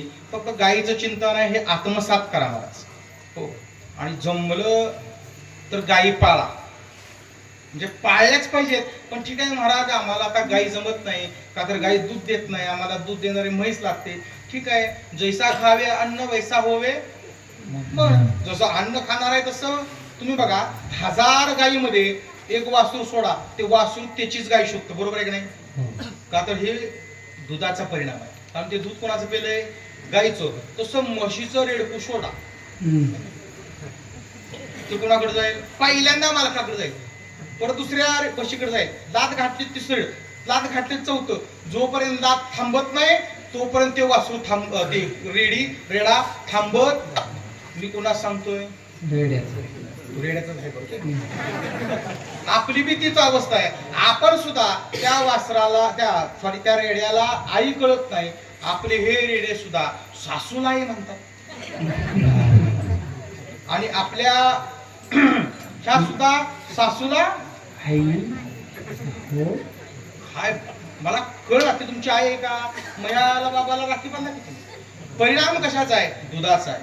दूध बिघडलं, बुद्धी बिघडली. आणि जर्शीचं जर प्याल तर बाळा त्याला काहीच कळत, आई बी कळत नाही आणि बाप बी कळत नाही. आता जेवढे अत्याचार होतात का, जेवढ्या आपण बातम्या पेपरला वाचतोय ना, हे सगळे त्या जर्शीच्या मुळे झाले. तर त्याच्यापेक्षा जर गायीचं शुद्ध निर्मळ दूध जर 1 चमच्याभर जरी मिळालं, जरी ते तुम्ही प्राशन करत असाल, बुद्धी महाराज तेज राहील. गायीचं दूध पिणारा नेहमी महाराज सतेज राहतो. त्याची बुद्धी इतकी शार्प राहते, त्याला शास्त्र बरोबर कळतं, शास्त्र रुचतं. नाही तर शास्त्र सांगितलं ना, आपल्याला लगेच झोपेची अवस्था प्राप्त होती. इतका अवघड आहे. म्हणून महाराज गायीला शरण जा. गोपालक होता आलं नाही हरकत नाही, गो सेवा करा महाराज. जिथं मग गोशाळा असतील, आमच्या आता मागायची वृत्ती नाही पण महाराज, मी आजपर्यंत कीर्तनामध्ये कधी मागितलं नाही. माझं फक्त एक मस्त असतं, तुमच्या भागात आलेला, तुमच्या भागात जी गोशाळा असेल तिथं महाराज तुम्ही दान अवश्य द्या. कारण इकडून तुम्ही माझ्या भागात येऊ शकत नाही गाई बघायला. इथं जर गेला तर त्या गोशाळेचा आशीर्वाद तुम्हाला मात्र मिळेल. तिथं मग आहेत बऱ्याच गोशाळा तुमच्या भागात सुद्धा. तिथं मध्यंतरीच्या काळामध्ये एक क्लिप आली होती इकडची, त्यावेळी आमची गोशाळा नसल्यामुळं आम्ही तिथपर्यंत पोहोचू शकलो नाही. मग काय करा, जिथं गोशाळा आहे ना तिथं तुम्ही दान द्यायला सुरुवात करा. थोडी रक्कम, थोडा चारा आपल्या शेतातला 10 पेंड्या गायीला दान द्यायला सुरुवात करा. गायी तुम्हाला भरभरून दिल्याशिवाय राहणार नाही. वो सेवक मात्र व्हा, वो सेवक मात्र व्हा, वो सेवक मात्र व्हा. झालेली सेवा माझे गुरुवर्य पुरुषोत्तमजी महाराज बाबसकर, गुरुनाम गुरु भक्त्यावा, गुरुवर्य रामभाऊजी महाराज यांच्या चरणी समर्पित करतो. एखादा शब्द चुकीचा गेला असेल तर क्षमा करा. यदक्षरम पदभ्रष्ट मात्रा हिंचेत भय तत्सर्व क्षम्यतां देव. प्रसिद्ध मम परमेश्वर बोलिलेले कुरे वेडी वाकुडी उतरे करा क्षमा अपराध. महाराज तुम्ही अपराधाचा केलं, अपराधाचा केलं, हो, अपराधाचा केलं, अपराधाचा केलं, अपराधाचा केलं, अपराधाचा केलं, अपराधाचा केलं, तुका म्हणे काय बोल, तुका म्हणे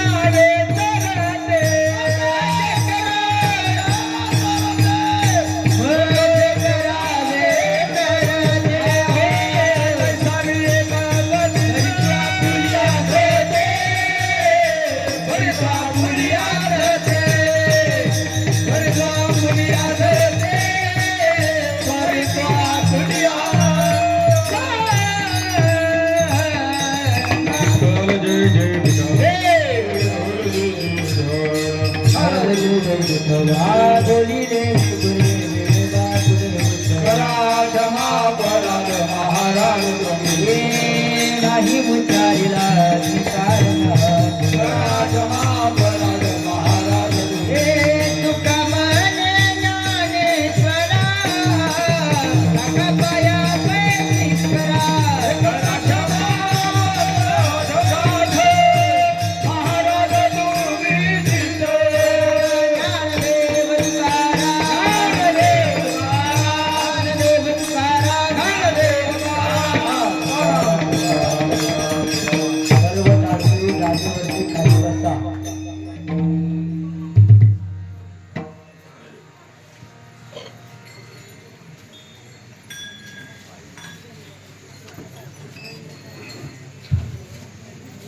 हॅलो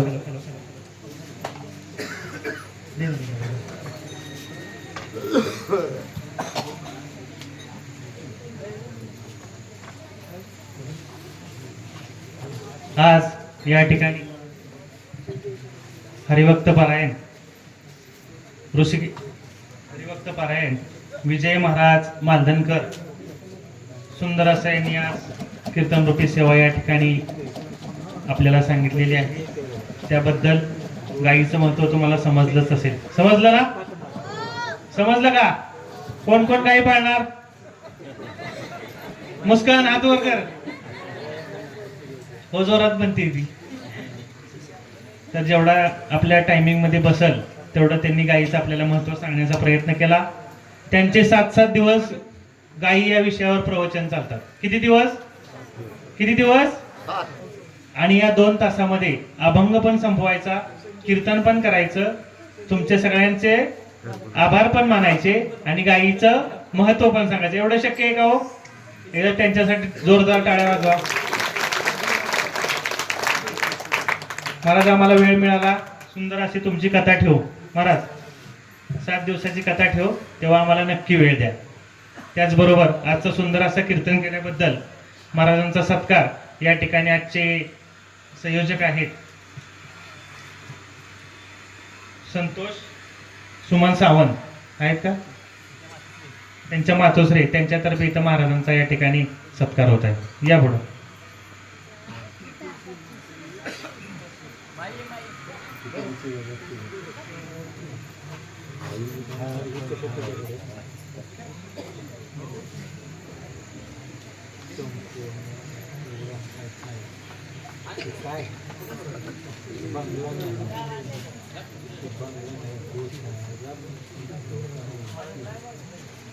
महाराज उठा.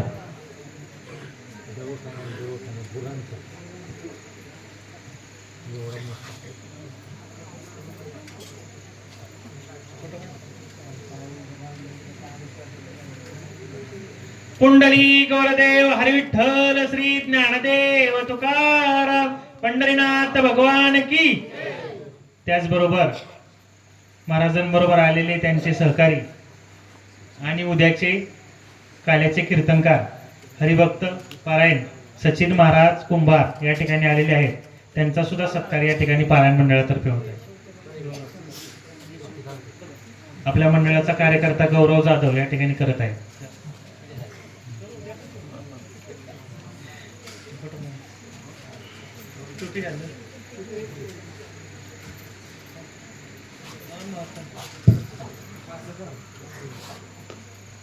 तू लाव दे ना.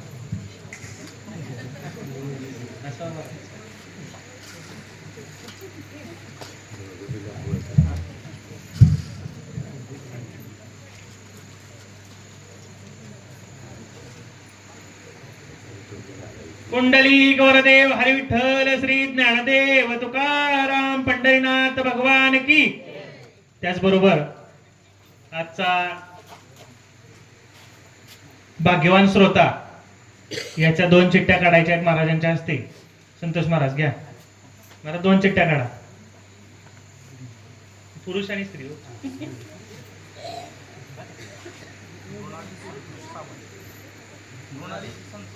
मृणाली संतोष सावंत तिच्यासाठी एकदा टाळ्या वाजवा.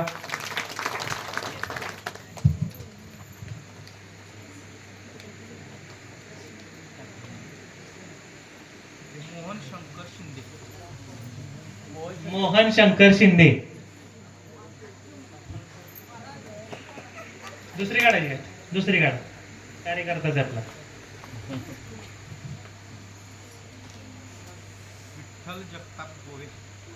विठ्ठल जगताप गोवे. अरे अरे अरे.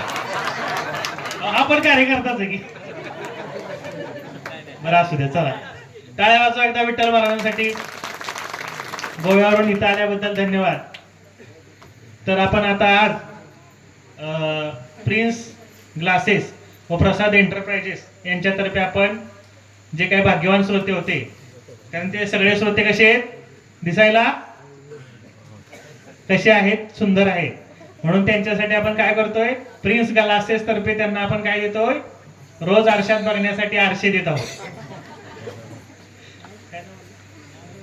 शोभा संतोष सावंत यांच्यातर्फे या 8 लोकांना, शोभा संतोष भोसले यांच्यातर्फे या 8 लोकांना हे आरशे आपण गिफ्ट देणार आहोत. त्यांनी पुढे यायचे, ज्यांची ज्यांची नावं घेईल त्यांनी आपला आरसा घेऊन जायचा. गौरव, आत्ताचे 2 जण या. विठ्ठल महाराज कुठं आरशात बघा बाई.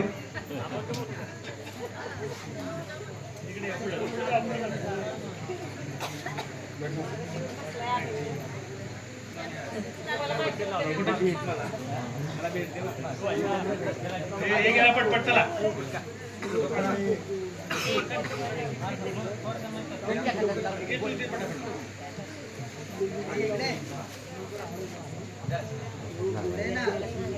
सौरभ,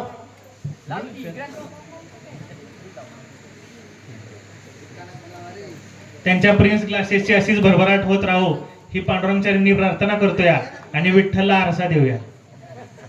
पुंडलिक वरदेव हरी विठ्ठल, श्री ज्ञानदेव तुकाराम, पंढरीनाथ भगवान की. थांबा,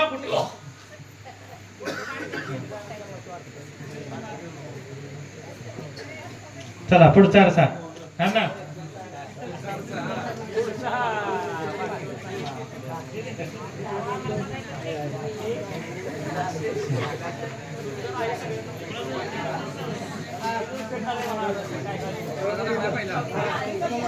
मृणाली थांबा, 2 मिनिटं कोणी जाऊ नका, तुमचं पण नाव लागेल.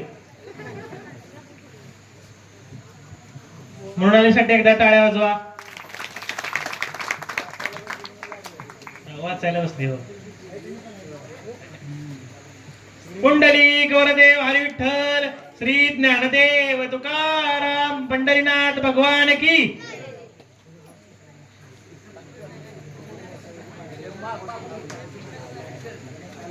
पुढचे नाव कोणाचे? संतोष सावंत, संतोष भोसले या. नाव कुणाकडे दिलेले ते आणा. महिला मंडळाचा खाली उठू नका. ज्यांची ज्यांची नावं लागले त्यांनी बाकी आपले आरसे या ठिकाणून घेऊन जायचे. त्याचबरोबर उद्याच्या काही ज्या सूचना आहेत, 2च मिनिटं थांबा, कोणी उठू नका. उद्याच्या सूचना नवनाथ महाराज देतील. ऐका, बरोबर पहाटे 5 वाजता काकडा आरती झाल्यानंतर 7:30 वाजता ग्रंथराज ज्ञानेश्वरी पारायणाची सांगता होणार आहे. सांगता झाल्यानंतर बरोबर 9 वाजता आपला दिंडी सोहळा निघणार आहे. तरुण मित्रमंडळींना सूचना की बरोबर 9 वाजता दिंडी सोहळा चालू झाला पाहिजे, या पद्धतीने तुम्ही तयारी करा. आणि त्यानंतर बरोबर 10:30 ते 11 वाजेपर्यंत आपल्याला कीर्तनाला सुरुवात करायची आहे. आणि उद्याचे कीर्तनकार महाराज या ठिकाणी उपस्थित आहे, त्यांचं सुद्धा पारायण मंडळाच्या वतीने धन्यवाद. फक्त आपण उद्याची काळजी घ्या, नाही तर 2 ने 2:30 वाजवू नका. उद्याचे दिवस जरा रानात जाऊ नका. आणि ज्या मार्गाने आपला दिंडी सोहळा जाणार आहे तो मार्ग अगदी स्वच्छ करा. त्याच्यावरती बारीक बारीक खडे आहेत बघा. काल जेवायला गेलो तर पायात खडी रुतली आहे, खड्या जरा बाजूला करा आणि स्वच्छ असं रांगोळी वगैरे काढून सडा सारवण करा, अशी एक सर्वांना नम्रतेची विनंती. चला. त्याचबरोबर उद्याचा काल्याचा जो महाप्रसाद आहे तो आपल्याच भागातील ज्येष्ठ उद्योगपती किरण शेठ बाळकृष्ण सोनमळे व विठ्ठल अप्पा सोनमळे दुकानदार यांच्याकडून असणार आहे. सुंदर असा उद्या बासुंदीचं नियोजन आहे. जेवढे जास्तीत जास्त लोक आहेत त्यांनी आपला लवकरात लवकर यायचं. आणि त्याचबरोबर या ठिकाणी एक नवीन सत्कार राहिलेला आहे. महाराजांच्या हस्ते या ठिकाणी आपल्याच भागातील गोसेवक पवार महाराज दावडशीचे या ठिकाणी आलेले आहेत. त्यांचा या ठिकाणी सत्कार महाराजांच्या तर्फे होत आहे.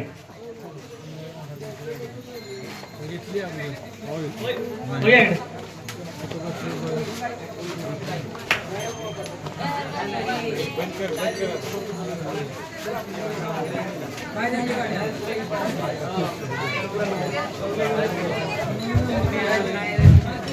आज दावडशीवरून ते या ठिकाणी आलेले आहेत आणि त्यांनी आपल्या डगेवाडीमध्ये अर्धा एकर जागा घेऊन रेंटनं जागा घेऊन ते गोसेवा करत आहेत.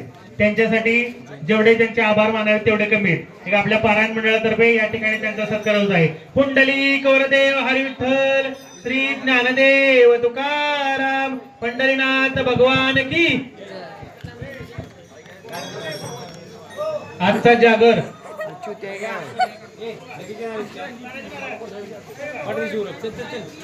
आजचा जागर